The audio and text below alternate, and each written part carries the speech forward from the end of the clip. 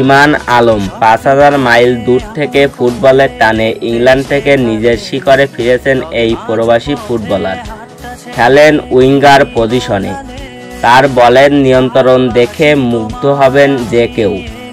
নিজের আইডল নেইমারের মতো ড্রিবলিং ও আয়ত্ত করেছে ইংল্যান্ডের ৭ম ডিভিশনের এই অ্যাটাকিং মিডফিল্ডার, যা কাজে লাগাতে চান লাল সবুজ জার্সি গায়ে জড়িয়ে। নেইমার আমার প্রিয় ফুটবলার। আমি তাকে দেখে অনেক স্কিল আয়ত্ত করেছি, সেগুলো আমি ফুটবলে দেখানোর চেষ্টা করি। বাংলাদেশ টিমে সুযোগ পেলে সমর্থকরাও দেখতে পারবে।